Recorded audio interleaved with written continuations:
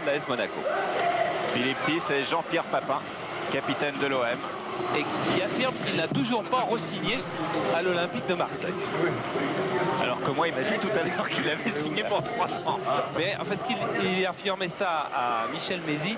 Et en ce moment, on aime bien se faire des petites farces entre recruteurs, directeurs sportifs et joueurs. Non, parce qu'à 20 minutes du coup d'envoi, il m'a dit moi j'ai signé, finalement je suis très bien ici.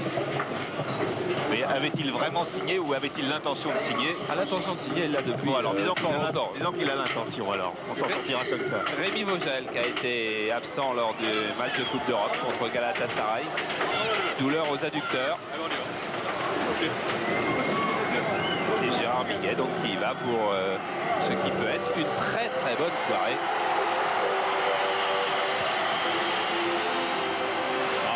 Qui pourrait être une excellente soirée compte tenu de la qualité de ces deux équipes, de leur bon parcours. Évidemment, on n'est pas en tête par hasard, il s'agit de l'OM. Et champion sortant pour Monaco avec 8 points d'écart. Et comme le rappelait Bernard Tapie au début du reportage, avec les victoires à 3 points, 8 points d'écart comme ça sur le papier, c'est impressionnant. Mais les tendances peuvent se renverser encore à 5 journées de la fin. Oui, d'autant plus que l'Olympique de Marseille et Paris Saint-Germain ne donnent pas tous les gages de sécurité depuis quelques jours, depuis une quinzaine de jours. Et que tout peut bien sûr encore arriver. Sochaux n'est pas condamné non plus et Auxerre non plus. Le voilà le jeune. Ce jeune Emmanuel Petit, Manu Petit, qui a débuté contre Sochaux où il marquait Stéphane Paille. Ensuite il a joué contre Montpellier, il a marqué d'abord Roger Mila puis Cuben. Ensuite, contre Stade Strasbourg, il a eu une mi-temps Reicher, une mi-temps Steinrod. Et enfin à Nantes, il a eu une mi-temps Young, une mi-temps Johnston. Vous voyez qu'il a eu quand même du beau monde pour ses débuts. Et ce soir, il va donc avoir vraisemblablement Klaus Allofs. Non, je pense que Arsène Wenger a décidé de faire une défense individuelle et qu'Allofs sera pris par Valéry et Papin par Sonore. Que donc Manuel Petit aura le flanc gauche, mais comme Allofs et Papin bougent beaucoup, il va sans doute avoir à se frotter à tous les deux. Manuel Amoros dans un nouveau rôle, il porte toujours le numéro derrière latéral, le numéro 2, mais il est devant la défense. Voilà, ce qu'il était souvent, même quand il était derrière, disaient les mauvaises langues de son club, ça a été officialisé. Il est beaucoup plus porté maintenant vers l'offensive et il peut apporter beaucoup au milieu de terrain de Monaco. Klaus Allofs qui joue devant son frère Thomas Allofs qui est présent sur la pelouse. Est-ce une visite amicale de courtoisie à son frère comme Jean-Claude Tapie vis-à-vis de Bernard ou y a-t-il autre chose? Gérard Gilly le sait. Gérard Gilly le sait sans doute et en tous les cas ce qu'on peut dire c'est que Bernard Tapie a l'intention d'engager 3 joueurs de très très haut niveau pour la saison prochaine pour enfin avoir des résultats européens de très très haut niveau. Et on sait qu'il est plus porté vers des Allemands ou des Hollandais par exemple que vers des gens du Sud. Et première ouverture de Forster en direction de Papin qui est aux prises avec Emmanuel Petit. Jean-Pierre Papin qui était décroché sur la droite dès le coup d'envoi. Coup d'envoi qui a été donné symboliquement entre guillemets par Gérard Bernardet. Et Papin, là, vient de faire connaissance avec le tacle d'Emmanuel Petit. On peut être junior 2e année et être dur aussi. Coup franc pour l'OM avec Forster qui est monté. Coup franc tiré par Klaus Allofs. Et but d'entrée de Franck Sauzet. Dès la première minute sur ce coup de pied de Klaus Allofs, Franck Sauzet de la tête au premier poteau ouvre la marque pour l'OM. Regardez, balle très tendue au premier poteau qui interdit à Luc Ettori de sortir. Et très haut dans la mêlée. Sauzet qui dévie immédiatement. Regardez, il a le numéro 5, vous voyez. Hop, petit coup de tête sous la barre de Jean-Luc Ettori. Alors que la défense de Monaco n'a encore pas pris ses marques. L'Olympique de Marseille, qui était réputé pour marquer toujours dans les dernières minutes, qui là vient d'ouvrir le score à la première minute, alors que face à Toulon, ils avaient marqué à la 3e minute. Et Franck Sauzet qui avait marqué en Coupe de France contre Toulon, qui a marqué le but. Et Franck Sauzet qui n'avait marqué que 2 buts en championnat, c'est son 3e, très beau but de la tête, quasiment sur le coup d'envoi, dans la première minute de jeu, en faveur de l'OM. L'OM qui est à nouveau à l'attaque avec Murat. Murat qui est stoppé par Valéry, l'arbitre laisse se jouer. Georges Weah récupère. Valéry pour Monaco. Monaco qui a pris un uppercut d'entrée. Glenn Hoddle. Interception de la tête de Bruno Germain. Ballon récupéré par le buteur de ce soir, Franck Sauzet, le premier de la soirée en tout cas. Philippe Thys. Bernardet. Bernardet qui est pressé et qui a été bousculé.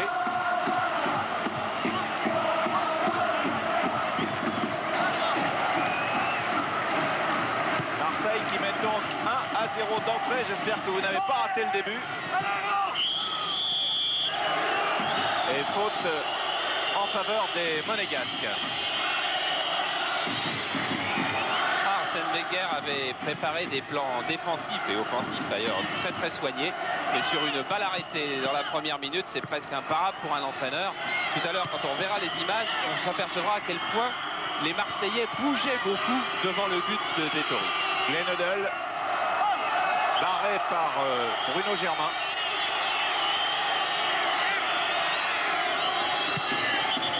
Un démarrage de match très puissant, en particulier de la part des Marseillais. Et Arsène Wenger qui me disait encore juste avant la rencontre, il faut faire attention au début de match des Marseillais, puis au coup de folie qu'ils ont poussé par leur public. Et bien le démarrage des Marseillais, il a été servi. Remise en jeu de Gastien pour l'OM, pour Bernardet. Bernardet poursuivi par Petit. En retrait pour Huard. Qui a évité la charge de Georges Weah. Gastien. Murat. Qui passe Marcel Dib, qui passe Valéry. Ah, dérapage de Vercruis et contre-attaque menée par Glenn Hoddle pour l'AS Monaco. Glenn Hoddle pour Dib. Et Germain met en touche. Remise en jeu de Valéry pour Dib. Et faute de Murat. Coup franc placé comme l'était celui de Marseille dès la première minute. Et celui-ci est pour Monaco. C'est Glenn Hoddle qui va le tirer. Petit, Sonore sont dans la surface de l'OM.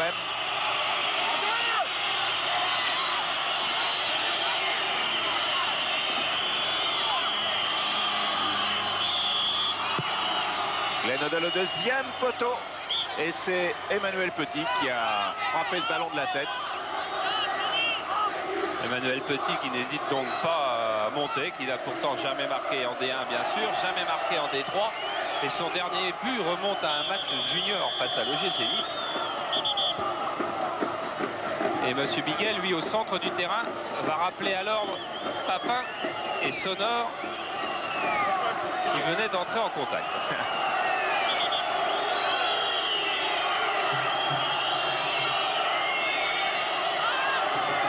Maintenant, Battiston est venu s'en mêler. Monsieur Biguet a intérêt effectivement à ce que le calme règne dès le début de match, car après il sera peut-être trop tard.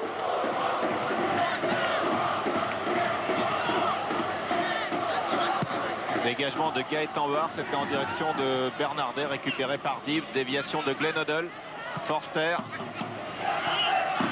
Klaus Allofs. Et le nom de Gérard Bernardet. Scandé par le public marseillais qui s'enflamme toujours plus vite qu'ailleurs. Weah. Weah très replié. Hoddle. Hoddle vers Petit.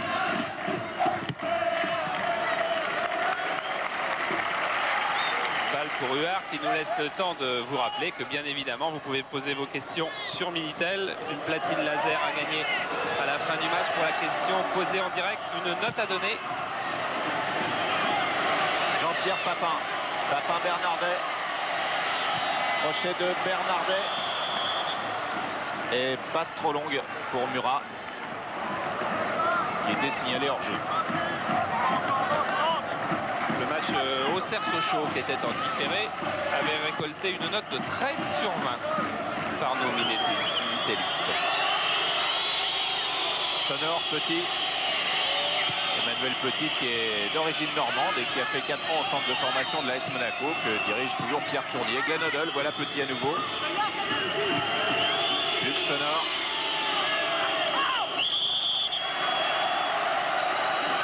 Et Amoros n'est pas passé.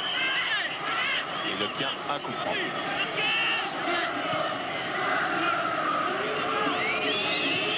Sur ce tacle de Germain dans le dos de Del. Transversal pour Battiston. Bien joué avec... enfin, c'est bien joué avec ça. Avec Patrick Valéry. Sauzet. Ballon récupéré par Fabrice Poulain dans un espace très réduit. Et faute de Bruno Germain sur Poulain.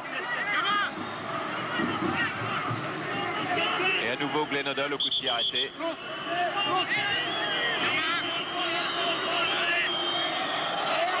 Petit qui arrive là-bas au fond de l'écran, au deuxième poteau. Berghuis. Interception d'Hoddle. La passe de Berghuis était très mal assurée. Et Germain protège en bon pro qu'il est le ballon pour une sortie de but. Germain qui est ravi de jouer à Marseille dans un stade Vélodrome où il y a des dizaines de milliers de spectateurs et qui disait au parc on n'entendait que le bruissement de nos chaussures. Lui qui était au Matra en début de saison où effectivement il n'y a jamais eu beaucoup de public malgré les efforts pour faire venir des jeunes qui sont souvent venus d'ailleurs. Faute de Valéry sur Klaus Allofs. Franc tiré par Murat avec Allofs. Gastien. Interception de Dib. Dib qui lance Georges Weah dans le dos de Franck Sauzet. Weah a failli prendre l'avantage sur Franck Sauzet, mais il s'est aidé du bras au passage, ce qui n'a pas échappé à Gérard Biguet. En tout cas, c'est ce qu'a voulu signaler Gérard Biguet. Weah avait repris 2 bons mètres à Sauzet sur cette action. Peut-être petite attaque dans le dos. Belle remise de Berghuis sur Murat. Murat centre du pied gauche. Papin se jetait sur ce ballon. Et bonne anticipation, bon placement de Jean-Luc Ettori. Et Monaco redémarre avec Sonore, qui n'est pas le joueur préféré du public marseillais. Poulain, Bernardet. Avantage à Bernardet. Et belle ouverture pour Berghuis. Mise en touche de Valéry et Arsène Wenger penché sur le gazon et sur le problème que posent les Marseillais à l'équipe de Monaco depuis le début du match. Bernardet. Non, il n'y a pas faute de Sonore, dit Monsieur Biguet sur Jean-Pierre Papin. Retour de Gastien qui joue dans l'axe, très défensif dans l'axe, qui est en fait un premier stopper juste devant Karl-Heinz Forster. Forster qui est en discussion lui aussi avec les dirigeants marseillais actuellement. Beaucoup de joueurs sont actuellement en discussion, c'est la saison. Et Forster qui a intéressé beaucoup Daniel Echter et le Racing Club de Strasbourg. Mais je pense que maintenant on peut dire qu'il n'ira pas à Strasbourg. Retour de Gastien et faute sur Manuel Amoros.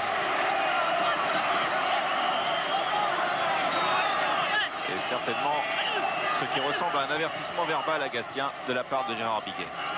Ah oui, c'est surtout la deuxième jambe de Gastien qui a obligé M. Biguet à intervenir, plus encore que la première, car la deuxième était très dangereuse. Berghuis, Allofs. Hors-jeu d'Allofs, ouais. Hors-jeu de Bernardet. Bernardet qui joue donc sur le flanc gauche du milieu de terrain marseillais et qui effectivement depuis le début de la rencontre touche beaucoup de ballons. Notre équipe de statisticiens s'intéresse à lui, on en saura un peu plus à la mi-temps, mais il a déjà pris un rôle important dans l'équipe de l'OM.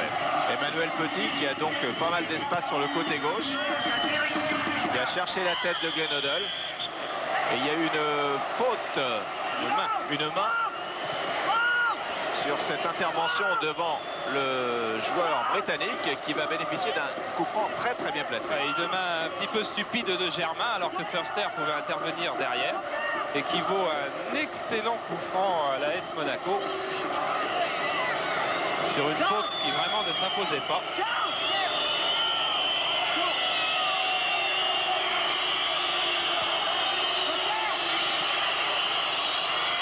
Pour tirer le coup franc, conciliabule entre Amoros et Odell. Sinon, il faut que le mur recule, mais il recule.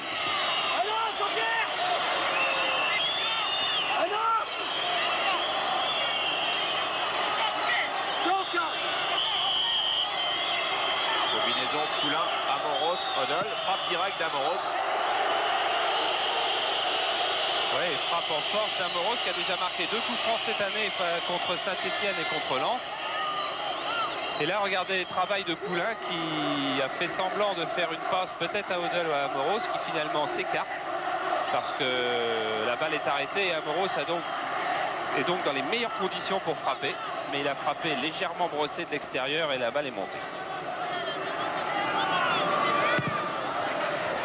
Belle frappe de Franck Sauzet, qui, on l'a déjà dit, on le répétera souvent encore dans les années qui viennent, l'une des plus belles frappes du championnat. Dib. Et on dira peut-être une des plus belles frappes d'Europe dans quelques années. Ah, Valérie qui était bien parti. Et le ballon est toujours pour Monaco avec Glenn Odell. Dib. Fan de centre. Et obstruction sur Marcel Dib de Murat. L'équipe de Monaco qui tient bien le ballon et qui en particulier à chaque fois que Glenn Odell a ce ballon est tout près d'être dangereuse. Voilà, obstruction de Murat sur Dib qui cherchait à passer à l'extérieur.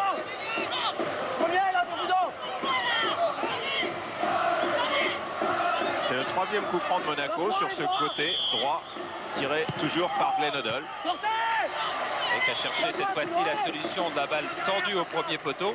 Mais tendu au premier poteau, il y a presque toujours Germain à Marseille. Germain qui a lui aussi voyagé en cours de saison, venu de Toulon à l'OM. Sonore. Förster.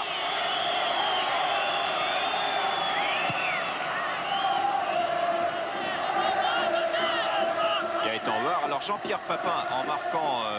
non, c'est Franck Sauzet qui a marqué. Voilà, je pensais à Papin qui est en tête des buteurs ex aequo avec Vujovic. Et qui, s'il marquait ce soir, alors, égalerait son record de championnat des buts en championnat de France. Marcel Dib avec 19 buts. Frappe de Dib. Ouais, Marcel Dib qui avait fait une très longue course, qui a sans doute manqué un petit peu de lucidité à la fin car Weah était démarqué, mais il venait de très loin. Derrière, chacun! Derrière, c'est loin! Emmanuel Petit pour tirer ce corner de la droite. Et du pied gauche. Pour la tête de Weah. Petit récupère. On remet dans l'axe. À nouveau pour la tête de Weah. Alofs. Qui est stoppé par Petit. Odell récupère. Poulain a voulu donner à Amoros. Interception de Gastien. Gastien Bernardet.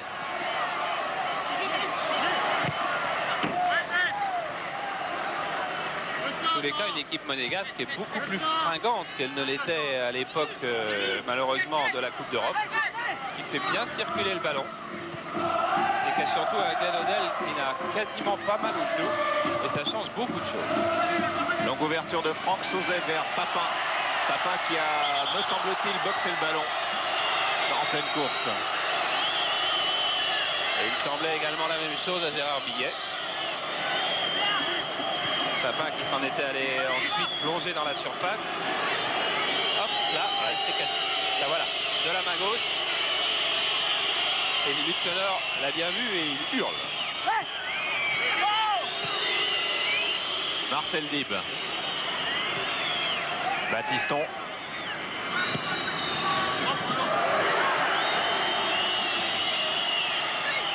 Il y a eu un mot d'excuse pour Valérie. car sa passe était quand même très difficile. Murat va faire la remise en jeu pour l'OM.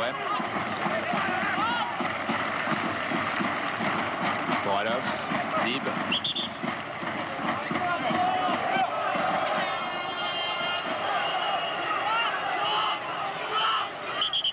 Alov sanctionné pour un petit accrochage, donc pas bien méchant. Alov, ce n'est pas un joueur méchant. La preuve, il n'a pas eu un seul carton cette saison. Fabrice Poulain. Poulain, crochette Gastien, joue avec Amoros. Et Bernardet va récupérer ce ballon. Gérard Bernardet qui file sur le côté droit. C'est son premier match à Marseille. Papin a marqué un temps. Il n'a pas voulu se faire prendre au piège du hors-jeu. Et ça a dérouté un petit peu Bernardet qui a récupéré quand même le ballon. Bernardet redonne à Papin qui cette fois-ci est hors-jeu. Et oui, lorsqu'on est attaquant de pointe, il faut avoir autant de concentration que lorsqu'on est défenseur. Jean-Pierre Papin avait très bien joué la première fois pour ne pas être hors-jeu. Il a beaucoup moins bien joué la deuxième. Et Patrick Battiston avait aligné la défense de Monaco. Poulain. Ouéa. Il ne passe pas les Monégasques. Petit. Pressé par Papin. Glenn Hoddle.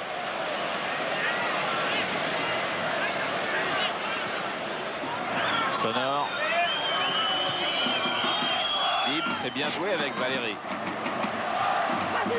Appel de balle de Kurbos, déviation pour Valérie. Ouéa revient, récupère bien.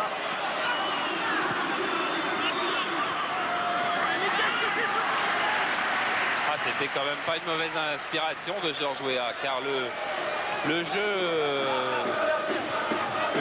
pour les Marseillais devait normalement se dérouler sur leur gauche et Georges Weah lui a orienté complètement de l'autre côté.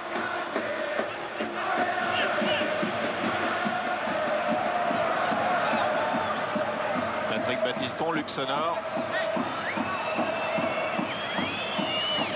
Pour Poulain. Kurbos. Et faute sur Dib. Arsène Wenger qui était venu superviser une nouvelle fois cette équipe de Marseille lors du match Marseille-Nantes qui précédait le match Real Milan où il était aussi. Bernardet. Hoddle, c'est bien joué. Kurbos pour Weah. Weah tente de contourner Franck Sauzet, cherche une solution. Redonne à Poulain. Et Germain intercepte. Grosse présence de Bruno Germain en premier rideau de la défense de l'Olympique de Marseille.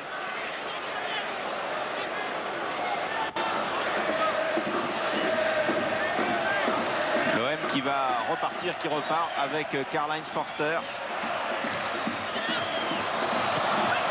Petit. Hoddle. Hoddle un petit peu long pour Weah. Ah, c'est pas beaucoup trop long. Hein. Voilà, pas beaucoup trop long, pas long du tout même. Ah, c'est assez fantastique. Glenn Hoddle, qui est sans doute le meilleur étranger qui opère en France cette saison, qui vient de réussir une ouverture quasiment aveugle. Il avait le dos tourné à toute l'attaque et il a fallu qu'Huard sorte. Et regardez, juste au 18, Huard relâche la balle à l'intérieur pour ne pas commettre une faute de main. Mais quel coup de patte Glenn Hoddle sur cette action. Il n'y a vraiment que lui en France qui est capable de donner une balle à 25-30 mètres comme ça de manière presque aveugle. Bernardet. Murat. 10. Sauzet.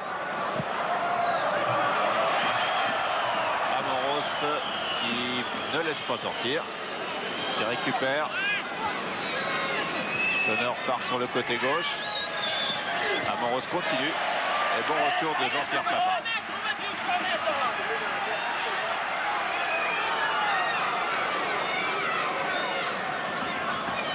Patrick Battiston. Petit.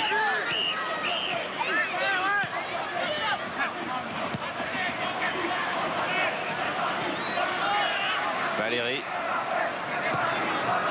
Hoddle et Germain. Avantage à Glenn Hoddle. Marcel Dib, une frappe de Dib. Une belle frappe de Dib. Et à la suite d'une belle talonnade de Glenn Hoddle. Marcel Dib qui lui aussi a beaucoup manqué à l'AS Monaco face à Galatasaray. Mais Marcel Dib qui ne s'en prend qu'à lui-même, car vous vous souvenez qu'il avait été exclu à Bruges pour un vilain geste.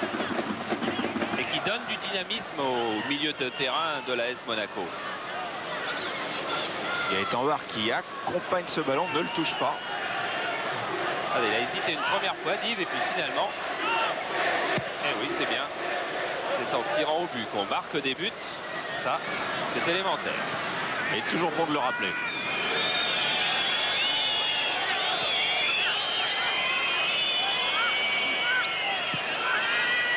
Jean-Luc Ettori avait dans sa collection, je vous l'avais dit, je crois, il y a un mois ou deux, un magnifique maillot rose qui comptait traîner aujourd'hui. Et puis finalement, il n'a pas osé. Il a gardé son habituel maillot gris, short noir. Dib, Hoddle, Bergpris, Castien. Castien a passé Hoddle. Passe à Petit. Bergpris, bel amorti, contrôle. Et Baptiston récupère devant Gérard Bernardet. Et relance vers Hoddle. Et faute de Bruno Germain sur Glenn Hoddle au passage. Et au passage aussi une remarque sur les deux entraîneurs qui, on voit qu'on approche de la fin de championnat et qu'on veut prendre un petit peu moins de risques. Il y a beaucoup de défense individuelle aujourd'hui alors que ces deux équipes qui jouent très souvent la zone. Germain ne lâche pas Hoddle, Tis ne lâche pas Kurbos, Sonor ne lâche pas Papin et Valérie ne lâche pas Alofs. Et Förster ne lâche pas Weah. Et beaucoup de duels aux quatre coins du terrain. Les contacts sont un petit peu plus rugueux qu'au début du match.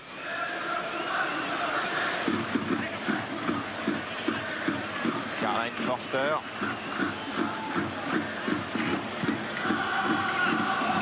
Vers son compatriote Alofs. Baptiston. Et l'équipe de Gérard Gilly qui mène toujours 1-0. But marqué dès la première minute par Franck Sauzet. Amoros. Ce qu'on appelle un but marqué dans les vestiaires. Amoros, non, mésentente avec Marcel Dib. Et Murat récupère pour l'OM. Bergpris. Pour belle ouverture pour Papin. Papin met le turbo. Mais Valérie aussi. À Papin qui multiplie les appels de balles. C'est Giresse qui disait l'année dernière qu'il avait redécouvert le jeu long avec Jean-Pierre Papin, tant Jean-Pierre Papin offrait des solutions à 30-35 mètres du porteur du ballon. Bergpris. Et c'est une sortie de but, oui, Sonor a bien joué le coup.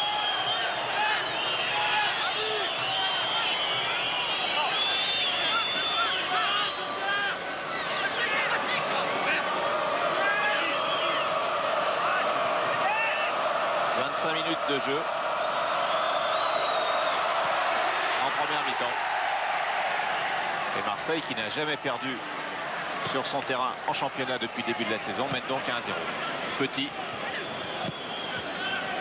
Alors que Monaco a fait un parcours très honnête à l'extérieur. 5 victoires, 6 nuls, 5 défaites. Et aussi, malgré toutes ces blessures, une très bonne attaque, puisque Monaco a la deuxième attaque du championnat, qui n'était qu'à 2 buts de l'Olympique de Marseille, mais maintenant à 3. C'était le 50e but de l'OM tout à l'heure, marqué par Sauzet. 50e but en championnat cette saison. Amoros, qui est venu à droite. Glenn Hoddle, Weah qui est bousculé par Förster, mais le ballon était passé. Et bon, c'était dans la course. Ouais, c'est surtout un beau geste de défenseur qu'a fait la Förster, car jamais personne ne sifflera. Mais Weah aurait pu peut-être tenter sa chance. Et vous voyez, petite poussée qui peut être dite épaule contre épaule d'ailleurs. Et après, le passage de ballon. Belle occasion quand même pour Georges Weah sur cette ouverture. Tony Kurbos, qu'on a vu en gros plan, qui a marqué un but avec le maillot de Monaco. C'était contre Strasbourg. Son seul but de l'année. Ouais.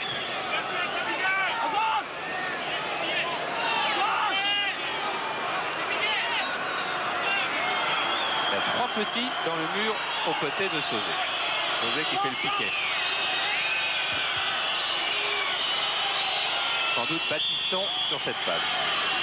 Waddle, Pichenet d'Odell et bonne sortie de Gaëtan Barre.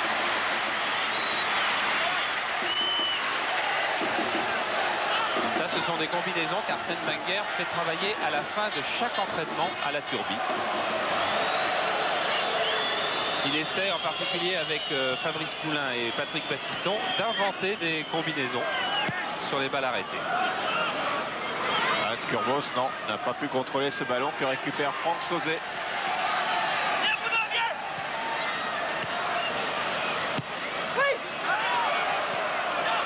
Gastien, pressé par Amoros.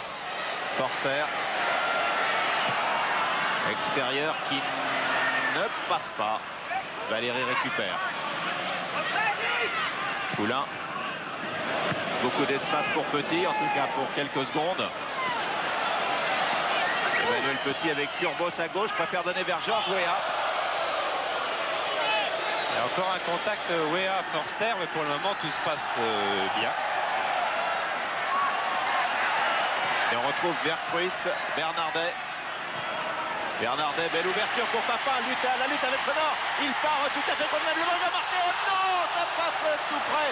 Début de Jean-Louis Kettori, mais quel beau duel entre Sonor et Papin, avec cet avantage pour Jean-Pierre Papin qui a failli marquer son 19e but en championnat. Et ça, c'est bien tout Jean-Pierre Papin. Regardez avec son physique, avec quelle volonté il va passer Sonor, qui pourtant va très vite. Et il réussit à croiser son tir au moment, à l'ultime seconde, l'ultime centième de seconde avant le tacle de Sonor. Et je peux vous assurer que c'est sûrement pas facile d'aller passer Sonor dans cette position-là, parce que Sonor va très très vite. Et Jean-Pierre Papin, ça, c'est vraiment l'attaquant puissant et racé qu'il y a dans le football français. Fabrice Poulain, interception de Forster. Bernardet.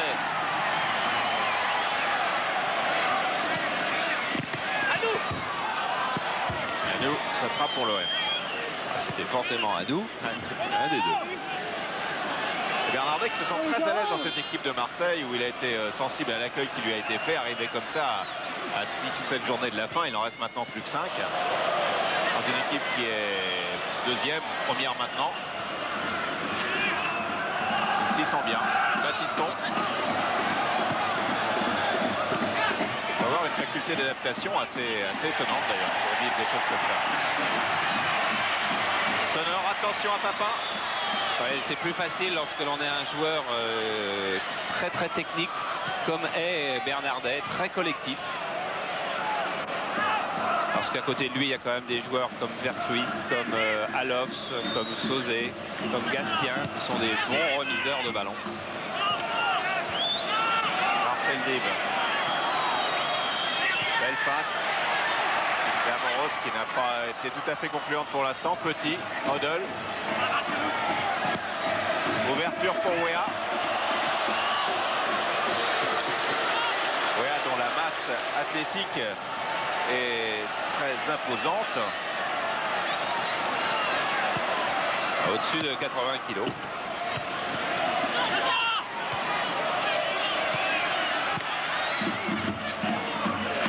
Touche pour Marseille.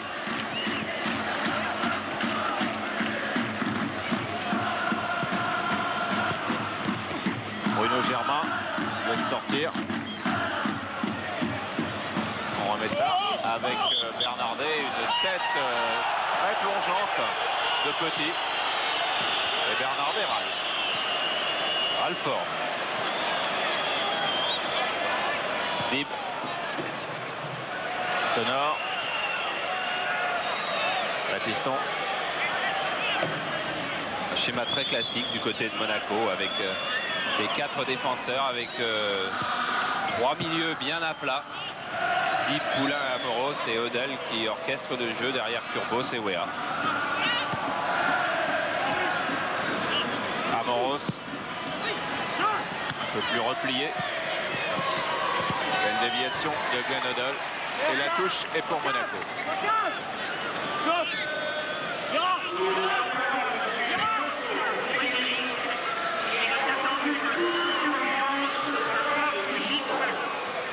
Les enjeux de Petit. Qui récupère. Qui centre vers Odell. Odell encore. Ah oui, c'est Bruno Germain. qui du bout du pied. Et ça, c'est quand même assez fabuleux, ce joueur Glenn Hoddle, qui a des yeux absolument partout, qui trouve des ouvertures. Et là, Bruno Germain vient encore de sauver effectivement du bout du pied. Mais bien des joueurs se seraient laissés prendre à l'ouverture de Glenn Hoddle. Baptiston Petit, qui aura touché beaucoup de ballons dans cette première mi-temps en tout cas. Ah, c'est le joueur libre de la défense. Baptiston. Amoros pour Valéry. Valéry à la lutte avec Murat. Centre de Valéry et corner pour Monaco. Patrick Valéry qui a joué longtemps libéraux et on a le centième d'hésitation qu'il a eu pour déborder Murat. C'est sans doute parce qu'il était défenseur. Un attaquant serait passé. Et du pied gauche. Il n'y a personne, couvert pour Sonor. Serme. Emmanuel Petit. Tire le corner, premier poteau, tête de Curbo, c'est tête de Sonor et but. But de Georges Weah, égalisation de Monaco à la 36e minute sur ce corner, tiré par Emmanuel Petit. Et but de Weah. Regardez, déviation de Curbo. Je crois ensuite il y a tête de Sonor piqué. Et là Weah, du haut de la cuisse, qui marque quasiment à bout portant. Regardez, le pied gauche de Manu Petit. Curbos qui prolonge, et ça c'est mortel pour une défense. Vercruis qui est lobé. Sonor qui cherche à marquer d'une tête piquée, mais qui trouve la cuisse de Weah. Huard n'est pas sorti. Et là, c'est trop tard, c'est à bout portant. Weah qui marque son 9e but de la saison. C'est le premier de la cuisse. Il a eu 3 du pied droit, 3 du pied gauche et 2 de la tête. On verra tout ça à la mi-temps. Ceux de la cuisse sont pas souvent répertoriés. Il faudra créer une nouvelle colonne. C'est de la cuisse droite. Et pour l'Olympique de Marseille, il faudra créer de nouveaux dangers sur la défense de Monaco. Car il faut bien dire qu'à part 3 ou 4 appels de balles de Jean-Pierre Papin, eh bien, c'est l'AS Monaco qui a eu la maîtrise du jeu. Interception de Germain, Murat, Papin n'est pas là, vous ne le voyez pas sur l'écran. Là, il est juste en bas, vous voyez, il relasse, il a un problème de chaussure. Je ne pense pas que ce soit un problème de choc physique. Non, il change. Vercruis, il change de chaussure et hors-jeu de Alops. La défense de Monaco était très haute. Voilà, changement. Et vous voyez qu'il met des chaussures. Crampons alu alors qu'il avait une semelle moulée. C'est toujours le problème de hors-jeu, je ne discute pas, des matchs lorsqu'arrive le milieu du printemps, parce que l'on croit toujours que l'on peut jouer avec des moulets et en fait il y a un petit peu d'humidité toujours vers 9 h et à ce moment-là ça commence à glisser et on a envie d'avoir des crampons alu. On a vu beaucoup de joueurs déraper ce soir. Sauzet à la lutte avec Dib. Avantage à Franck Sauzet, le champion d'Europe espoir. International A maintenant dans l'équipe de Michel Platini. Vercruis Chez Gérard Julie. Vercruis.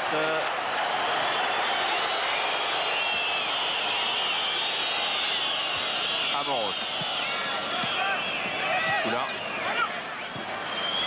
Amoros pour Georges Weah qui est encore parti. Prend le ballon de la tête, Curbos a une occasion, il a 5 et non, c'est Glenn Hoddle qui était à l'arrivée. Mais quelle action rapide, alors qu'ils étaient en infériorité numérique, les Monégasques ont encore eu une occasion de marquer avec Weah puis Hoddle, avec Curbos au départ. Regardez Curbos qui a failli être accroché, qui réussit à se redresser pour donner la balle à Hoddle qui arrive. Et Hoddle gêné par Germain au dernier moment, Germain qui lâche pas Hoddle. Et cette fois-ci, il a bien fait. Regardez, Weah pour Curbos, ça a déjà failli être le but. Ensuite, il a failli avoir faute de Gastien. Et puis, Huard qui met la balle de Hoddle juste au-dessus. Et hors corner tiré par Emmanuel Petit. Premier poteau, ballon dévié. Sonor arrive comme une fusée. Et nouveau corner. Alors là, oui, j'étais persuadé qu'on allait entendre Gaëtan Huard. Parce que 2 fois en 4 minutes se faire prendre au même piège, c'était beaucoup. Et c'est pourtant le même piège qui avait fonctionné.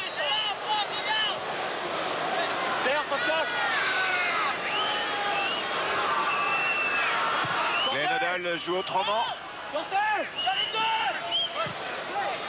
Sortez! Papin récupère. Les Marseillais remontent. Et Papin donne à Franck Sauzet qui a de l'espace sur le côté gauche. Franck Sauzet face à Fabrice Poulain. Gastien. À nouveau Sauzet. Beaucoup de confiance chez les Monégasques et on sent un petit doute à Marseille. Ah, pour n'avoir pas voulu poursuivre ou pas avoir pas pu poursuivre au rythme des 5 premières minutes, les Marseillais jouent maintenant sur un faux rythme et sont en difficulté sur chaque attaque monégasque. Wea en confiance, Odell. Battiston. Sonore. On joue une touche de balle du côté de Monaco. À l'extérieur ici à Marseille, Sauzet.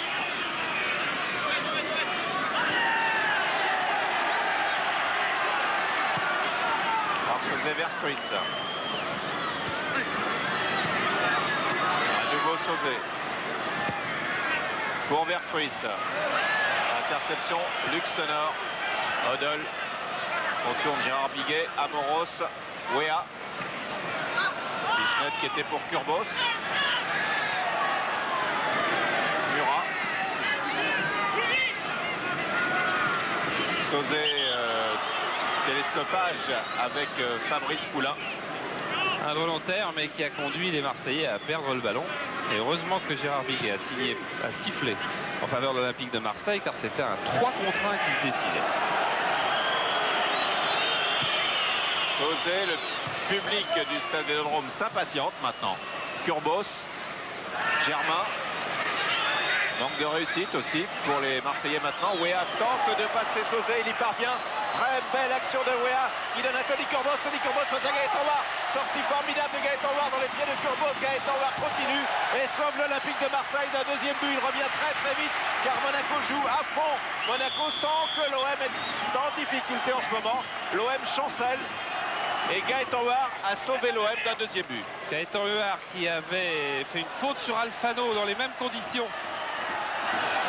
Amoros et Huard. Dans les mêmes conditions en coupe et qui cette fois-ci a réussi à sortir superbement dans les pieds de Kurbos, car il fallait anticiper sur le crochet de Tony Kurbos et Huard l'a fort bien fait. Huard qui relance à la main sur Murat. Valéry prend l'avantage sur Alofs.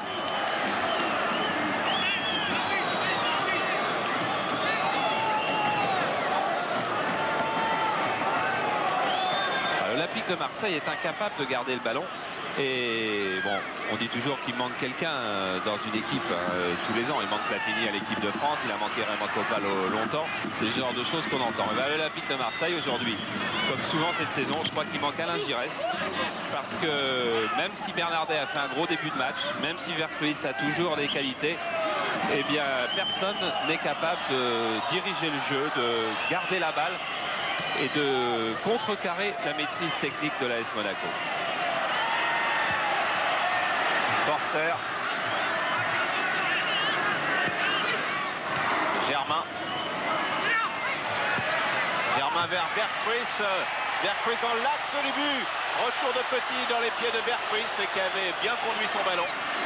Et Petit a eu un rôle déterminant sur cette action. Petit, on le retrouve. À nouveau.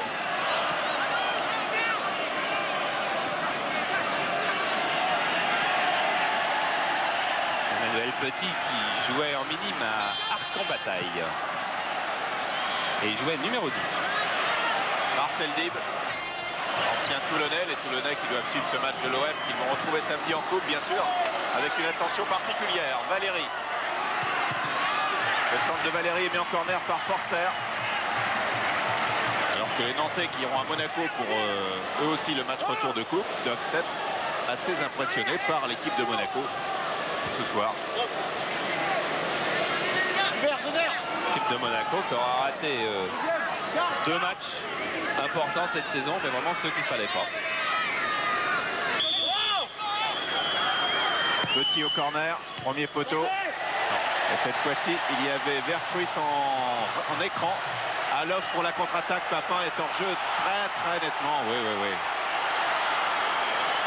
Il est parti. Non, il n'y a pas de signe à faire.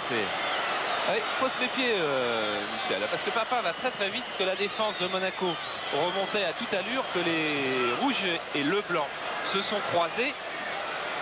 Et un hors-jeu qui peut paraître d'une dizaine ou d'une quinzaine de mètres peut quelquefois être trompeur.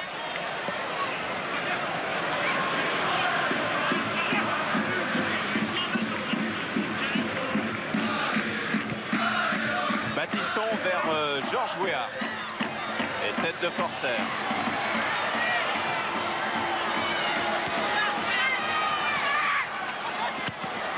Forster vers Bernardet, Battiston.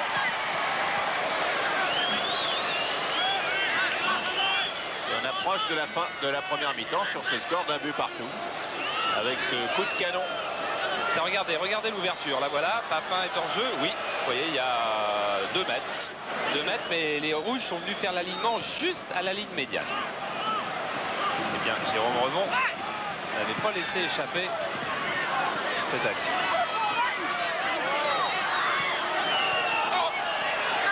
Gastien dans la mêlée et une faute d'Amoros. On a bien vu sur le gros plan sur Gastien. Oui, la faute d'Amoros indiscutable, mais cette incapacité à l'Olympique de Marseille à gérer le ballon. Je suis sûr qu'on s'apercevra dans les statistiques tout à l'heure que l'AS Monaco a eu le ballon peut-être 20 ou 30% de plus que l'Olympique de Marseille. Ne peut pas garder la balle. Murat vers Cruz. Les ententes dont profite Dib. Odell maintenant. Weah qui se déplace sur le côté droit. Dib aussi. Et bonne interception et relance en même temps. Ça, c'est du grand art de Forster. Vers Cruz. À Lofs. Avec une faute. Avec une faute de Battiston.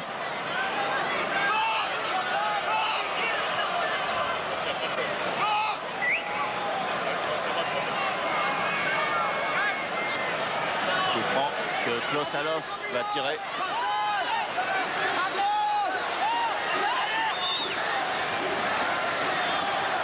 Peut-être la dernière action de cette première mi-temps. Sortie de Jean-Luc Ettori devant Franck Sauzet, le buteur de la première minute.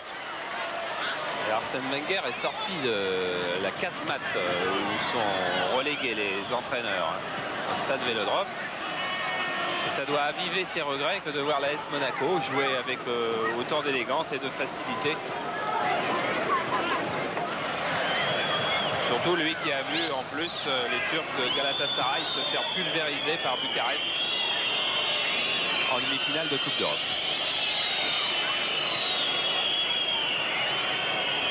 Avec 4-0 au match aller. Bucarest qui a déjà un pied et demi en finale. Vous rencontrer qui? De Milan ou de Madrid? On le saura sur Canal la semaine prochaine.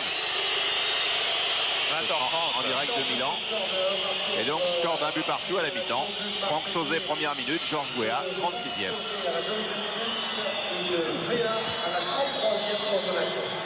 Oui, l'Olympique de Marseille qui avait très bien débuté comme face à Toulon, et Monaco qui va beaucoup mieux, ce que Marcel Dib va confirmer à Thierry Dujon. Marcel Dib, on vous a vu très offensif en première période. Vous allez la jouer comment la seconde période? On va essayer de la jouer pareil et essayer de marquer un but de plus qu'eux. Qu'est-ce qui est le plus difficile face à Marseille? À Marseille, c'est ce public qui fait de Marseille une grande équipe, parce que bon, vous avez vu ce soir, il n'y a pas trop de monde et on fait jeu équitable, parce que je pense que ce soir il y a un bon Monaco. Merci Marcel. C'est vrai qu'on a vu un bon Monaco ce soir. Monaco qui a été un petit peu étouffé dans les 10 premières minutes. Après ce but marqué dans la première minute par Franck Sauzet. Puis Monaco a refait surface très vite ensuite pour faire une deuxième partie de première mi-temps extraordinaire. Et sans Gaëtan Var, eh bien Marseille aurait peut-être un but de retard en tout cas, aurait pu encaisser un autre but. Luxembourg, vous avez vu son diamant à l'oreille, il l'avait enlevé en Coupe d'Europe en championnat, il le remet, il a moins peur de se faire tirer les oreilles comme il disait l'autre jour. Manuel Amoros, celui qui a gardé sa médaille autour du cou. Patrick Valéry. Et là, c'est les toilettes, c'est un peu plus loin. Le caméraman s'est trompé de porte. C'est la dernière porte au fond à gauche. Ah, c'est une porte où il y a beaucoup de monde avant le match, mais pas à la mi-temps. Alors, quasiment tout le monde y va avant le match. Voilà, Poulain, Valéry, on va récupérer, on va voir un peu. Et Georges Weah. Alors Georges Weah, c'est le buteur de Monaco. Vous l'avez vu marquer un but qui est le 9e de sa saison. L'occasion pour nous de revoir les 8 premiers. Alors que Moment où on a vu la fin donc de ce montage de la finale de la Coupe de la Ligue. Et une des grandes nouvelles de la journée, c'est la décision prise par l'UEFA sur pression, je dirais, du Parlement européen, de réintégrer les clubs anglais en Coupe d'Europe, non pas la saison prochaine, mais la saison suivante. Voilà qui va nous promettre des spectacles européens d'encore plus belle qualité. Voilà aussi qui va nous promettre des soucis pour les équipes françaises. Thierry. Patrick Battiston, quelles sont les consignes pour la seconde période? Eh bien, c'est de toujours avoir la même occupation rationnelle sur le terrain et essayer de continuer à prendre le jeu à notre compte, tout en restant quand même très vigilant parce que cette équipe marseillaise a de bons atouts devant, mais en essayant toujours d'exercer une pression sur la défense marseillaise. Merci Patrick. On dit c'est faire aussi bien qu'en première mi-temps. Mais peut-être pas en renouvelant cette première minute de match. Vous voyez, il y avait quand même 3 blancs autour de Emmanuel Petit. Là, on le voit là, sur la droite de l'écran. Manu Petit qui était effectivement en difficulté au marquage. Jean-Luc Ettori qui ne pouvait pas sortir car la balle était très tendue. Et Klaus Allofs qui n'a pas marqué encore et qui n'a marqué que 6 buts cette saison, mais il a été longtemps blessé. Et il a été le premier à lever le bras d'ailleurs, à lever les 2 bras quand Franck Sauzet a marqué. Je dis 6 buts cette saison, il a marqué que 6 buts en championnat, mais il en a marqué 4 en coupe.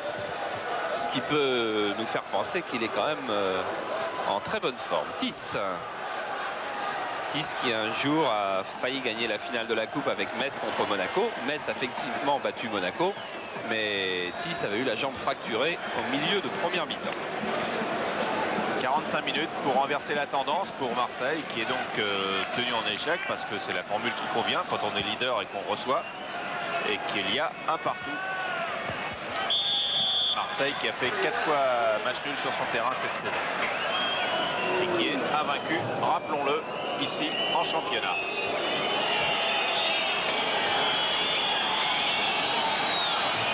Patrick Battiston et ses camarades qui démarrent au petit trot. Une accélération sur cette transversale de Battiston. Il avait vraiment cherché une transversale impossible. Il y avait au moins 50 mètres pour cet appel de balle de Valéry. Et Valéry a échoué vraiment d'un rien. Joue derrière moi. Remise en jeu de Murat. Pour la tête de Germain. C'était Bernardet qui demandait de jouer derrière lui. Déjà un petit peu patron. Emmanuel Petit. Amoros. Lapin revient. Germain est encore là. C'est un gros match. Vercruis. Vercruis qui perd le ballon mais qui avait à peu près 20 cm pour le jouer. Et 2 monégasques autour de lui. Poulain et Petit.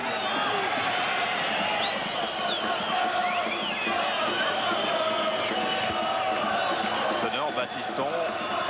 Alors est-ce que Monaco va jouer d'une façon un petit peu plus prudente que nous ne l'avons vu en première mi-temps? Philippe Tis. Tête de Valéry. Amoros.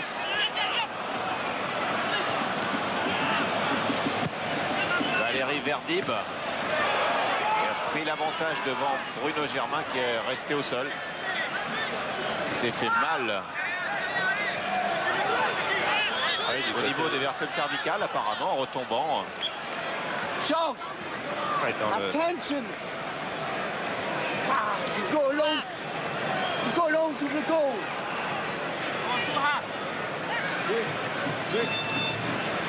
Arsène Wenger en train de rappeler Georges Weah.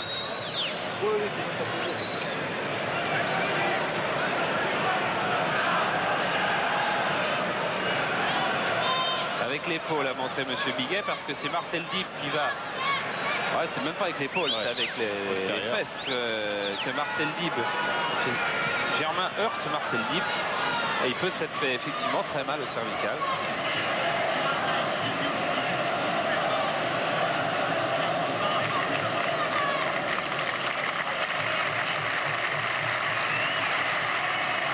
Et c'est Dib qui va bien gicler là pour emmener le ballon, essayer de le dévier pour Georges Weah. Il n'y a là aucune faute, aucune intention de faute, mais un choc...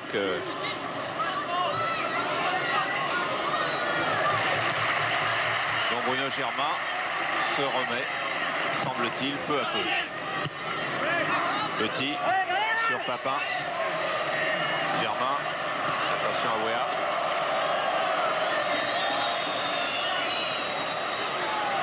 Sauzé. Oh, et le pressing monégasque très très haut. Arsène Wenger vers 4-5 heures ne savait pas encore, il faut sûrement ne pas savoir, s'il ferait pressing juste à la ligne médiane ou pressing beaucoup plus haut, comme le font par exemple les Italiens de Milan AC. En début de deuxième mi-temps, c'est haut. Pardon, quelle belle ouverture de Glenn Hoddle encore pour Georges Weah. Ça paraît parfois simple, tellement c'est beau.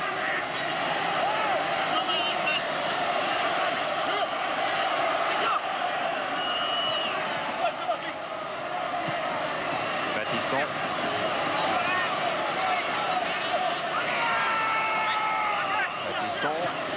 avec Weah. Batiston a suivi, Weah donne à Hoddle et Hoddle a vu que Batiston avait suivi. Batiston centre renvoyé par Forster in extremis.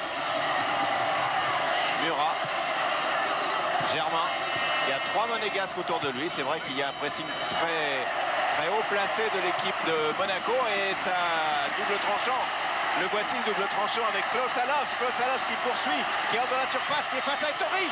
Frappe très puissante à l'extérieur du but de Jean-Luc Ettori. Avec Klaus Allofs qui a choisi le tir, mais c'est parce que la défense monégasque avait d'abord été piégée par l'ouverture à ce qu'on appelle flotter, de façon à ce que Klaus Allofs soit en difficulté pour centrer. Bernardet réussit bien devant Dib.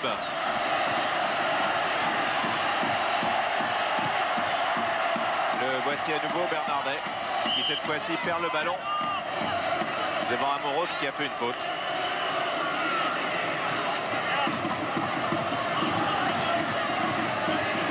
Gérard Bernardet avec Gastien, l'ex-Niortais, Sauzé, Germain.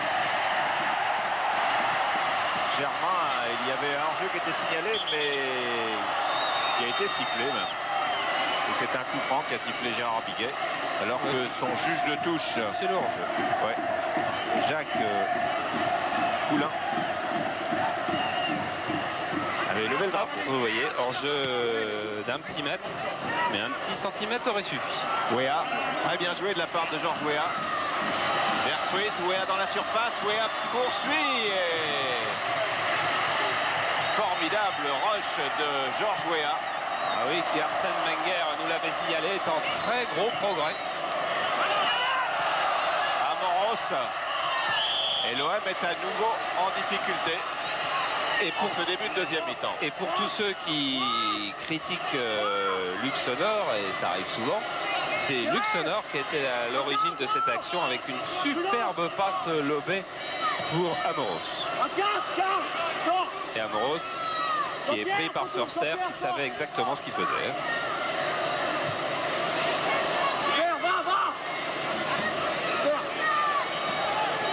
Un partout à cet instant.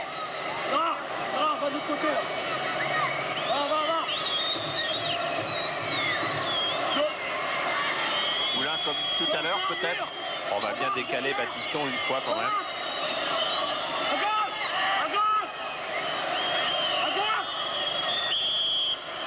C'est fait. Et Papin a giclé dans les pieds de Batiston. Et Monaco a toujours le ballon avec Valéry. Valéry sur Gaëtan Var. Et tout le monde était dans le camp de Marseille.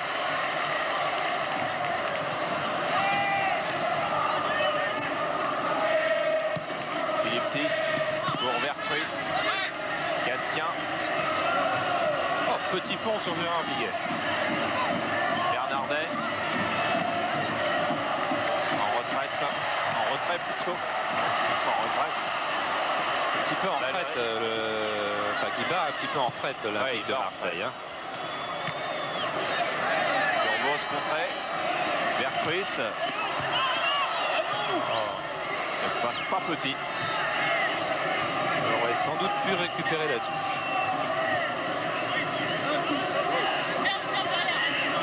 Remise en jeu de Philippe Thys.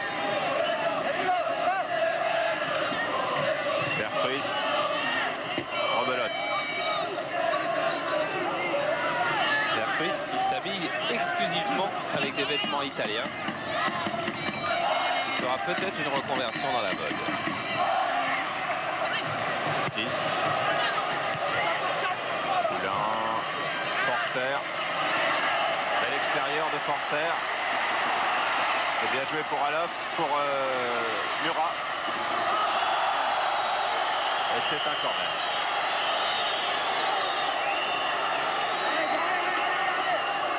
Corner pour l'OM.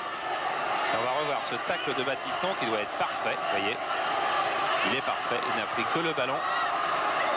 Et Murat ne trompe pas Monsieur Biguet.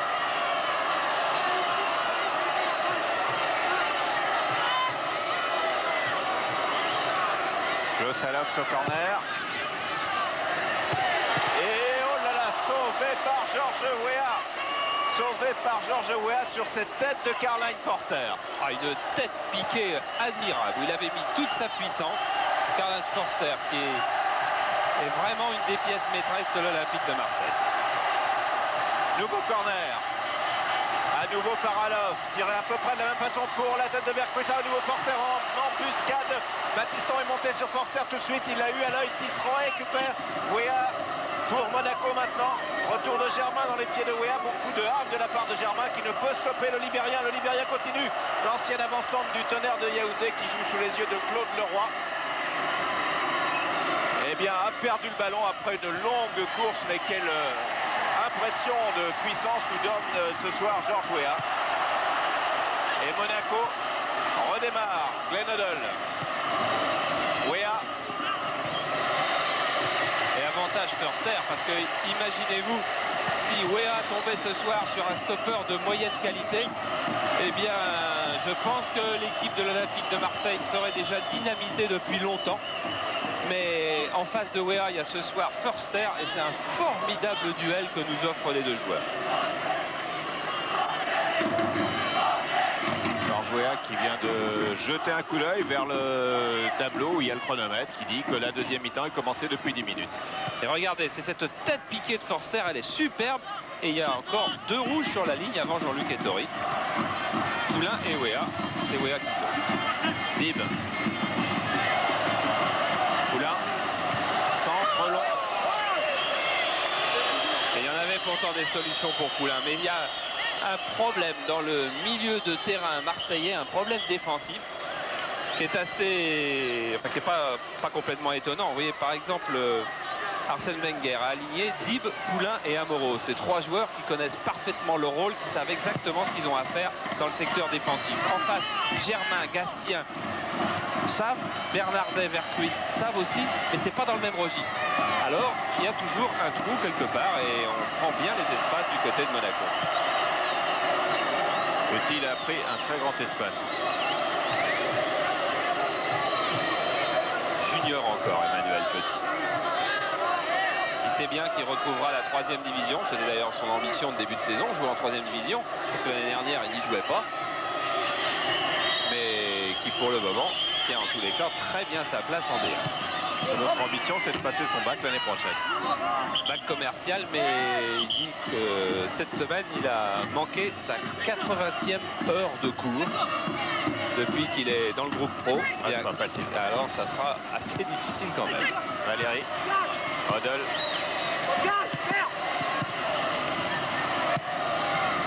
Sauzet. Pour Bernardet. Ballon récupéré par Monaco. Gastien. Et attention à Hoddle qui part devant Bernardet et qui prend l'avantage sur Bernardet. Glenn Hoddle avec appel de balle de Curbos au 2e poteau. Centre tendu d'Hoddle qui a cherché Georges Weah.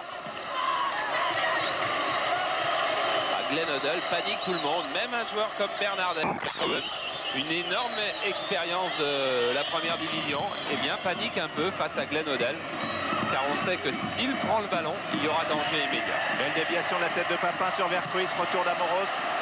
Petit pressing de Gastien. Poulain, interception de Tis. Vercruis regarde partout, mais il y avait des monégasques de tous les côtés. Et Monaco avec Kurbos. Kurbos ne passe pas. Gastien. Mauvais renvoi, c'est difficile. Hoddle va peut-être récupérer. Non. Et voilà maintenant une bonne situation pour l'Olympique de Marseille avec Gérard Bernardet. Bernardet qui glisse bien pour Vercruis et sonore dans le dos de Vercruis. Il a accroché juste ce qu'il fallait Vercruis pour ne pas être sifflé et pour empêcher Vercruis de prendre le ballon. Ah, c'était très bien dosé. Ce marquage de sonore est petit. Beaucoup d'aplomb avec Hoddle. Et Hoddle encore. Ah, il perd vraiment peu de ballons. Marcel Dib. Marcel Dib. Stoppé à la régulière, me semble-t-il, par Franck Sauzet. Peut-être pas. Ralenti. Là, on va revoir la sortie de Jean-Luc Ettori devant Philippe Vercruis. Et là, on revoit Marcel Dib. Hop, vous voyez, juste le bout du pied. La pointe. Juste la patte, mais ça suffit pour déséquilibrer parce que Dib filait au bout. Proche patte. Ah, bon match ce soir, oui.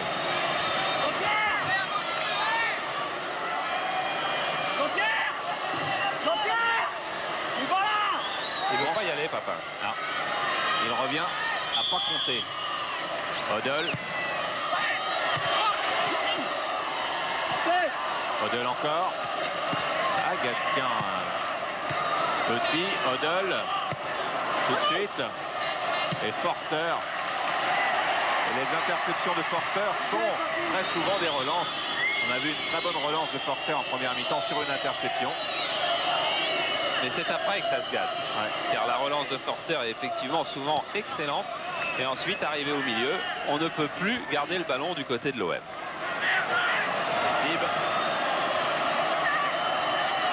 Ibouéa. Interception de Sauzet, tacle de Sauzet, Klaus Allofs. Décroché de l'attaque. Klaus Allofs avec Vercruis. Qui renverse vers Bernardet. Bernardet Valéry.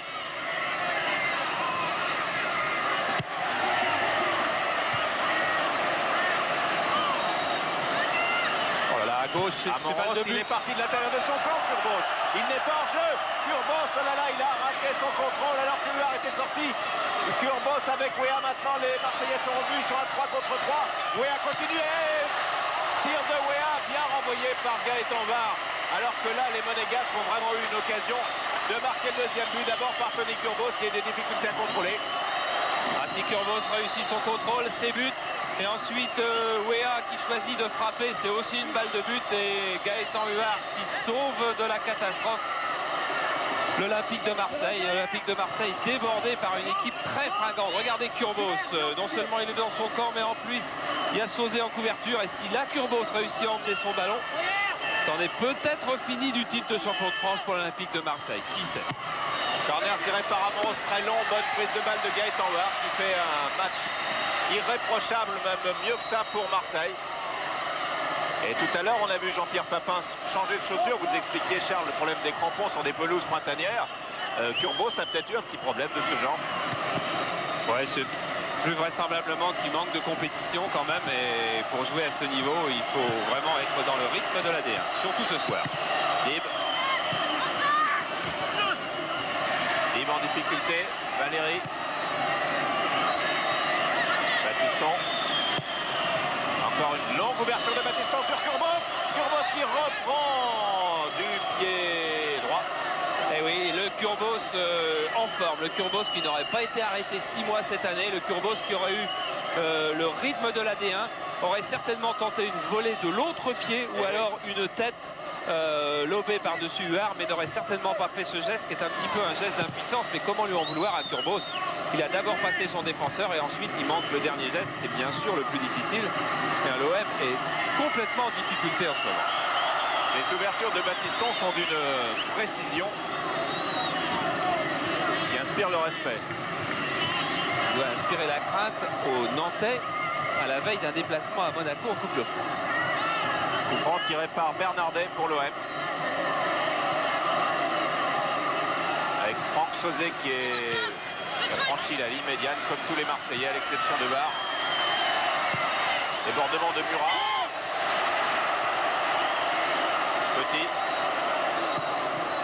Petit qui lobe pour Wea, c'est bien vu et bien fait. Wea. Fin d'accélération. Amoros qui glisse à Kurbos. Et Marseille s'en sort bien une nouvelle fois. Tout près d'occasion de but et tout près de plusieurs situations de but pour Monaco. Et effectivement, Gérard Gilly va faire rentrer des troupes fraîches car en ce moment, personne ne réussit du côté de l'Olympique de Marseille à arrêter les vagues rouges. La vague rouge continue. Tête de Tis. Pour Marseille, Bernardet. Germain Tis. Gastien. Bernardet pour son baptême du feu olympien. Vercruis. Il y a des rouges partout. Le rouge est mis. Oh là, Odell. Ouais, superbe pour Amoros. Amoros qui va frapper du gauche. Frappe à côté. Tir au croisé, vous l'avez vu comme nous, de Manuel Amoros. Mais encore une occasion pour Monaco. Encore une belle situation. Et comme souvent, avec Odell au départ. Voilà, frappe de Manuel Amoros sur son pied gauche. Regardez, un 3 contre 2 là, des Monégasques. Et Monégasques dont Manuel Amoros a raison de tirer parce que regardez cette frappe là. Vous pouvez croire ici qu'elle va au but. Et Amoros, je suis sûr, l'a cru au début. Et Huard vraisemblablement aussi. Frédéric Mérieux est entré à la place de Philippe Vercruis. À l'OM. Vercruis qui le voici Mérieux. n'avait pas réussi grand chose et qui était de plus sifflé par le public. Mérieux qui a eu un premier contact avec Dib. Mérieux qui est un gaucher, un dribbleur, qui était ailier gauche, qui joue souvent en milieu aussi.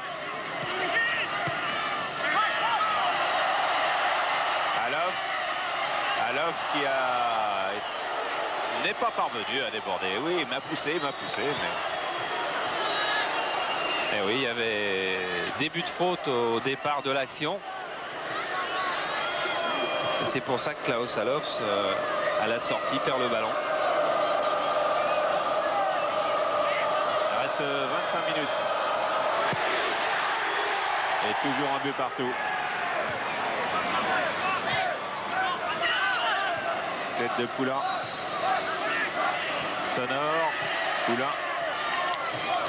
Et si le score n'évolue pas, je crois que l'Olympique de Marseille sera le club qui aura fait la bonne affaire ce soir, même si au classement ça n'apparaît pas, mais PSG n'a encore pas gagné à Strasbourg demain et il s'en faut beaucoup même. Mais si l'Olympique de Marseille ne perd pas ce soir face à cette équipe de Monaco, elle devra être contente car les Monégasques ont assez nettement dominé cette première heure de jeu.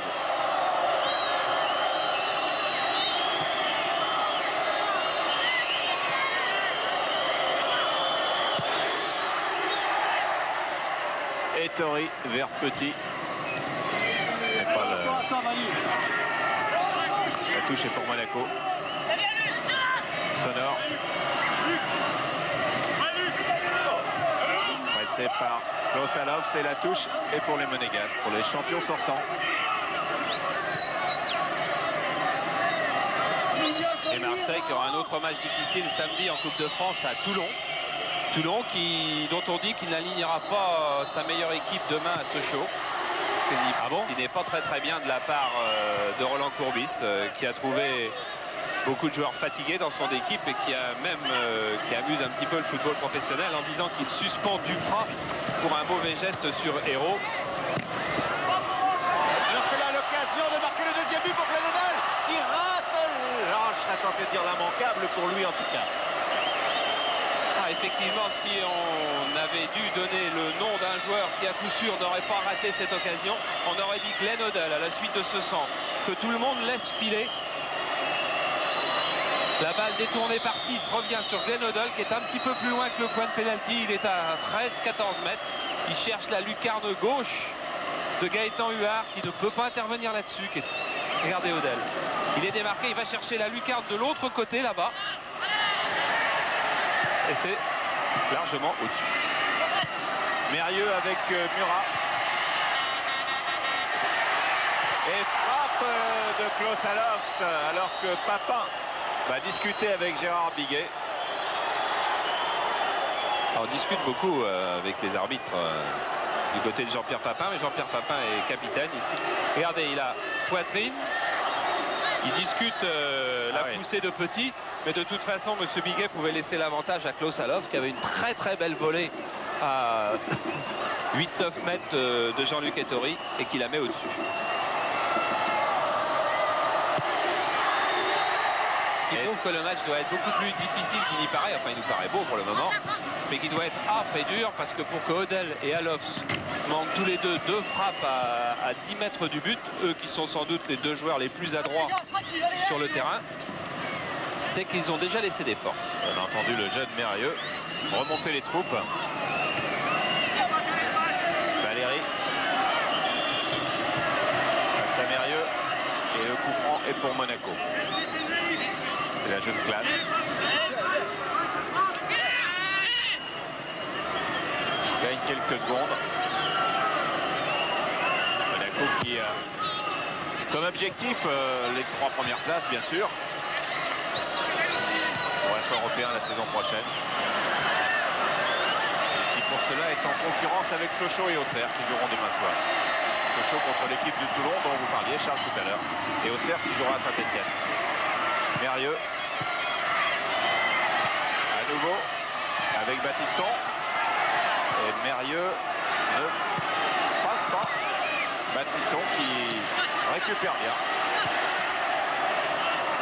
Et relance avec Dib. Ouais, beaucoup de sang-froid chez Battiston, malgré la pression du Marseillais.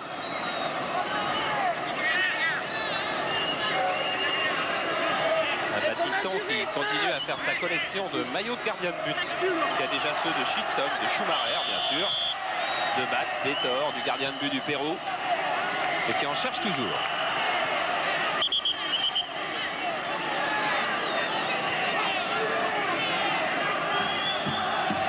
Germain que l'on va revoir, le voilà. Et Allofs maintenant. Murat. La touche est pour Marseille. Marseille qui se refait une santé actuellement. Allofs.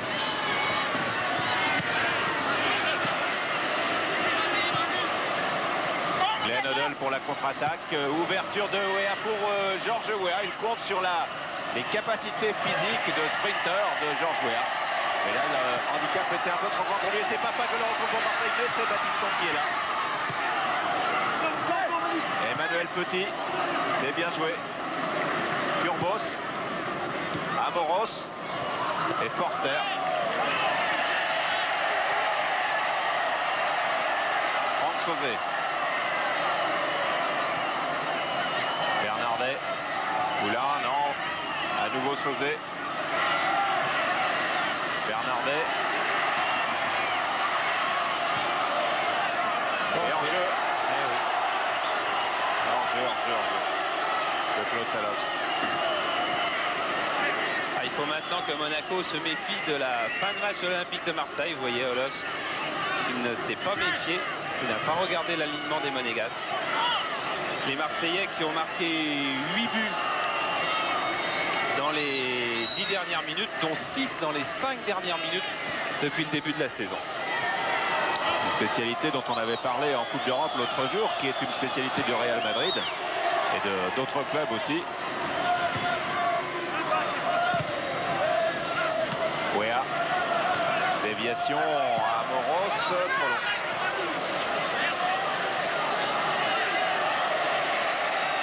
Amoros qui a un petit peu de mal à se situer vis-à-vis de ses coéquipiers dans le jeu offensif. Ça faisait longtemps qu'il n'avait pas joué au milieu du terrain. Jean-Pierre Papin qui semble un petit peu désemparé.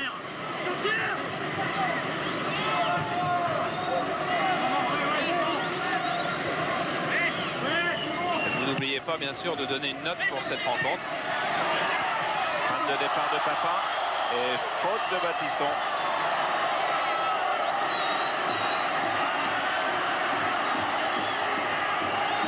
Patrick Battiston qui contestera rarement et qui conteste maintenant. Ah, c'est vrai que Papin a une propension à s'allonger très vite dès qu'on le touche. Mais on peut penser qu'il y avait une faute. Je n'en suis pas certain. Glosalos va tirer ce coup franc. Il y a énormément de monde devant le but de Jean-Luc Ettori. Glosalos dans la mêlée et de la mêlée surgit le gardien de Monaco, le capitaine des champions sortants, Jean-Luc Ettori. Les deux gardiens font des bons matchs ce soir. Qui a fait un arrêt fabuleux, disait Arsène Wenger, face à Vercauteren à Nantes en Coupe de France. Et qui donc n'est absolument pas menacé pour la saison prochaine. Dérapage d'Amoros, dont les Marseillais n'ont pas totalement profité.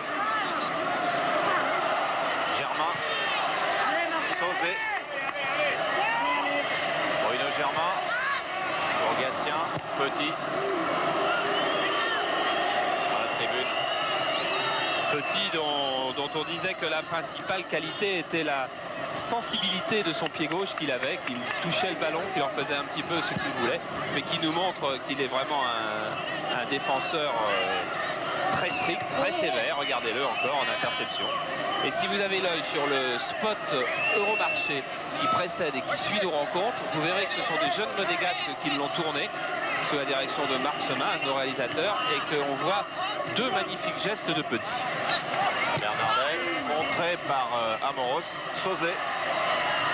Alors la frappe de Sauzet, la voilà.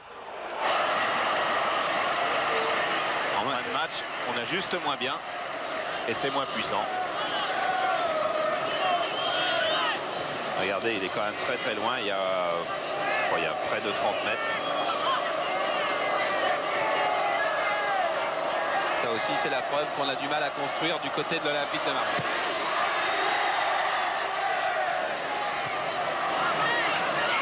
Tête de Poulain. Gastien non. Forster oui. Petit. Et faute de Papin qui est en train de commenter. Et Odell a ramené le sourire. Alors qu'Arsène Wenger a ramené Petit au calme et que Gérard Biguet est obligé d'en faire autant aussi maintenant.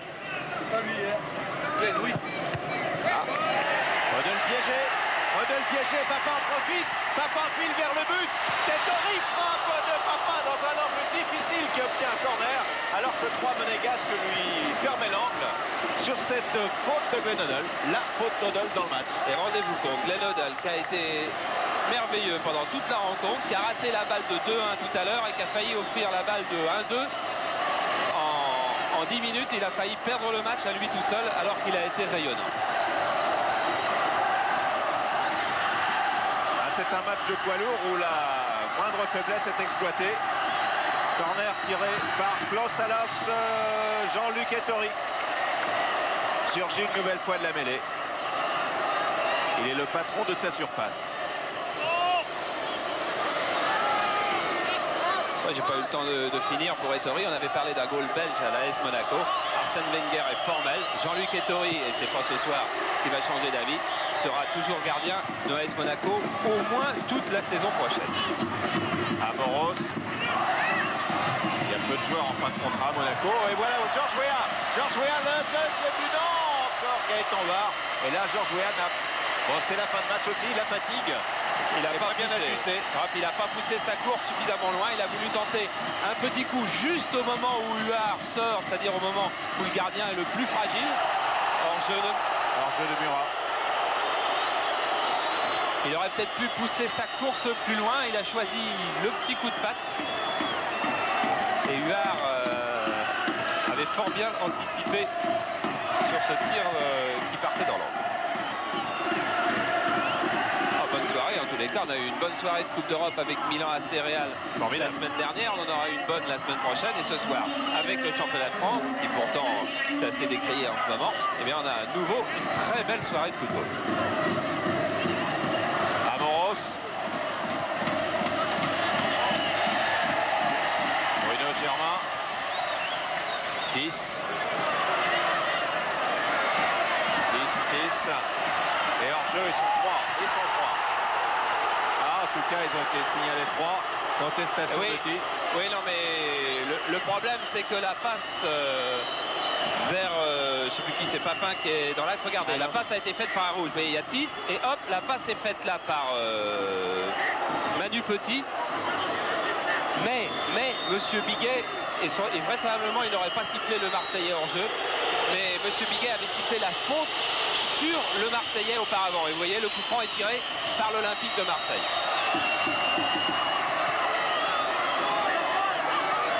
Papin. Et Petit met en touche.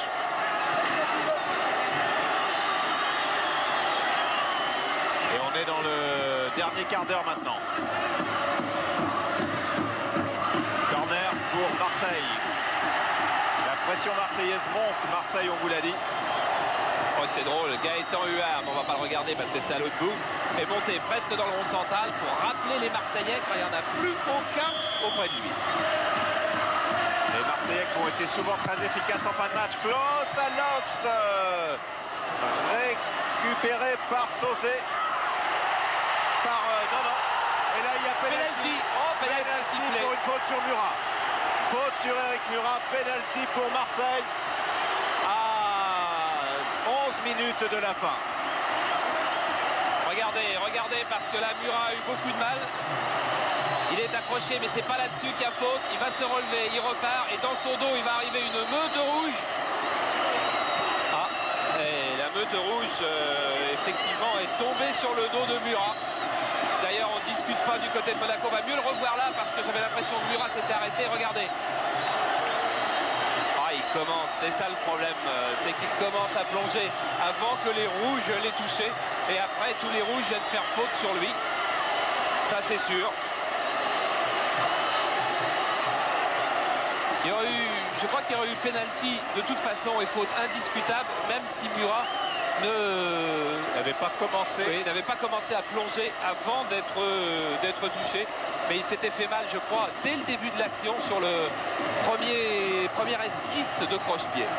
Et Jean-Pierre Papin va tirer ce penalty. Il en a marqué 5 cette saison en championnat. Il est au bout du pied.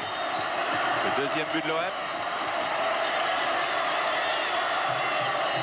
Son 19e but de la saison. Et Tori qui dit sur un penalty au haut niveau, si on bouge avant, on est marron. On va voir ce qu'il va choisir face à Papin. Face à face des deux capitaines, le capitaine des champions sortants, le capitaine des leaders, Jean-Pierre Papin. Et but de Papin, 2-1 pour l'Olympique de Marseille. C'est le 19e but de Papin. Il égale donc son record de but en championnat de France. Son record de but dans une saison, c'est avec Bruges en Belgique, avec 21 buts. Il reste encore 4 journées de championnat pour les Marseillais de Jean-Pierre Papin. Vous voyez, l'avantage. Jean-Luc Ettori qui a dit si on bouge avant, on est marron. Il attend le dernier moment. Il fait feinte de partir à droite pour obliger Papin à tirer sur sa gauche. Mais Papin se laisse pas prendre. Papin qui regardait pas Ettori du tout, qui a choisi de frapper en force à ras de terre. C'est son 51e but en première division aussi à Jean-Pierre Papin. Et c'est un but en tous les cas qui permet à l'Olympique de Marseille de, qui sait, si ce n'est pas le but qui fera de l'Olympique de Marseille champion de France, alors que pourtant l'AS Monaco avait pendant très longtemps donné la leçon. Et les balles de 2-1 qui n'ont pas été converties par les Monégasques, et bien maintenant se retournent contre eux. Et entrée de Benoît Cowet à la place d'Eric Murat, donc qui s'est blessé sur cette action qui a entraîné, qui a causé le penalty, qui permet à Marseille maintenant de mener par 2-1. On est à la 38e minute de la deuxième mi-temps. 7 minutes à Monaco pour égaliser.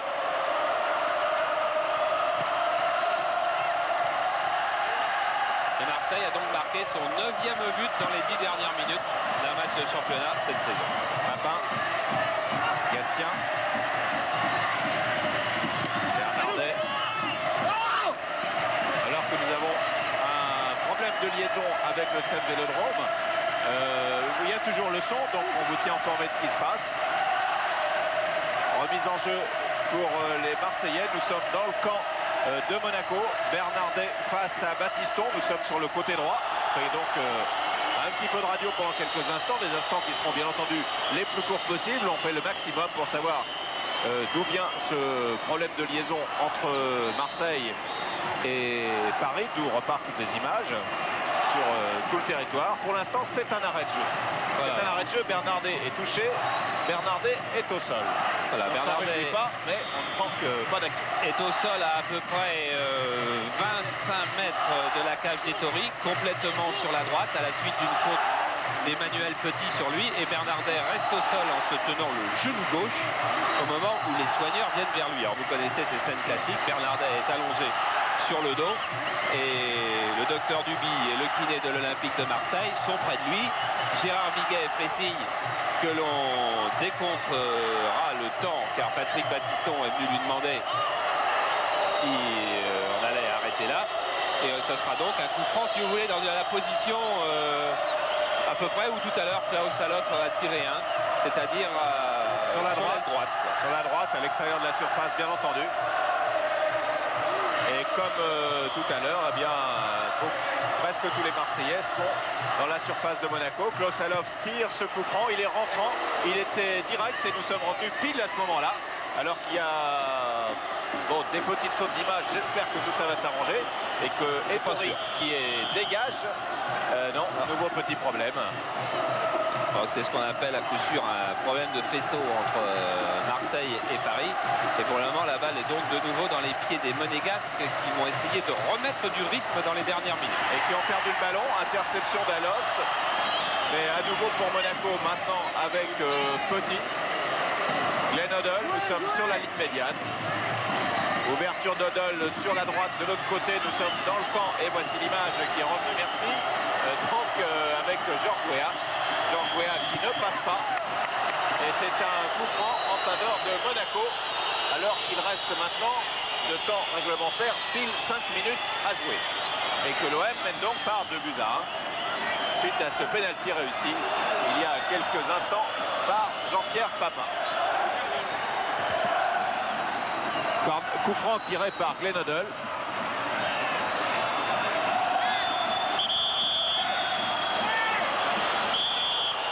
Gérard Viguet fait reculer le mur. Tête de Sonneur, non. Ballon que va récupérer Dib malgré la montée de Papin. Et Amoros maintenant avec une faute de Bernardet sur Manuel Amoros. Bernardet qui joue pour la 4e fois contre Monaco cette saison, une fois en championnat avec Montpellier, 2 fois en coupe avec Montpellier. Belle transversale encore de Battiston pour Dib. Et oh là là, formidable coup de tête de Kurbos qui cette fois-ci avait bien trouvé la distance et qui a trouvé une fois de plus Gaëtan Var sur son chemin. Et regardez comme il a bien giclé Kurbos, il espérait croiser sa tête au deuxième poteau et il trouve juste Kurbos, alors que Glenn Hoddle a des soucis. Regardez Glenn Hoddle qui s'affale devant Bruno Germain, qui va se relever et qui va courir au moins 40 mètres après M. Viguet pour réclamer une faute sur lui. Sonneur.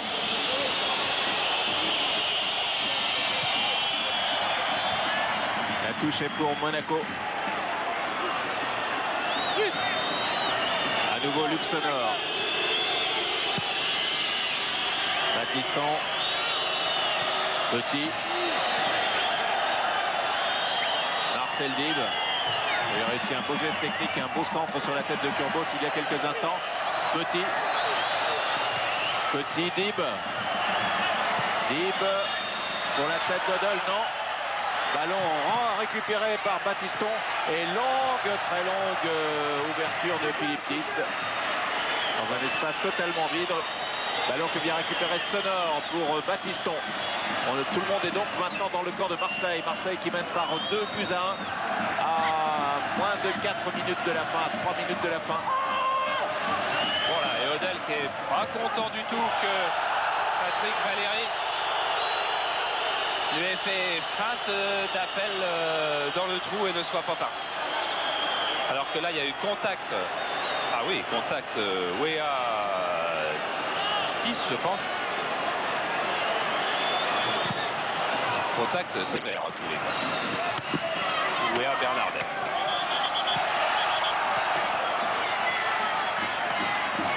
Valéry. Et faute de main de Patrick Valéry. Ah, il ne pouvait pas ne pas la siffler, monsieur Biguet. Il y a 30 000 personnes qui ont crié main. 2 minutes. 2 minutes et ce pénalty réussi par Papin qui permet à 2 minutes de la fin. Mais le match n'est pas fini. À l'OM de mener donc. Le match n'est pas fini. On a parlé vient de réussir quand même. Jolie petite biscuette, on dirait en rugby. Ouais. Hors-jeu. Et Papin le sait très bien qu'il y a hors-jeu, vous pouvez être sûr.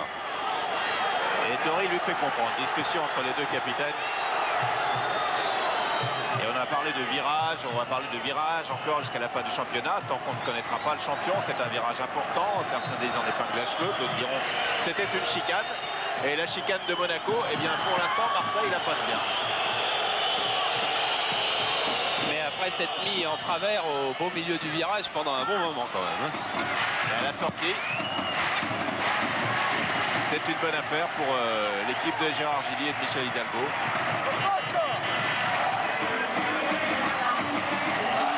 Dernière minute. En tout cas, voilà un match où la régularité du championnat ne sera pas mise en doute sur le plan de l'opposition qu'aura fourni Monaco à l'Olympique de Marseille. Et là, accrochage entre Coët et Amoros. Beau geste technique, une fois de plus, de Glenn Hoddle. Il y a eu juste quelques faiblesses en deuxième mi-temps. Marcel Dib, fin de centre. Et centre pour la tête de Weah qui se jette et qui marque. Égalisation de Georges Weah dans la dernière minute de jeu sur ce centre de Marcel Dib qui tout à l'heure déjà avait bien centré sur Kurbos, qui vient féliciter Weah et doublé de Georges Weah. Ah oui, récompense du pressing monégasque de ces dernières minutes. Mais regardez comme Marcel Dib joue bien en centrant ensuite au premier poteau. Et Weah va se précipiter et de la tête parce qu'il y a eu quelques protestations marseillaises.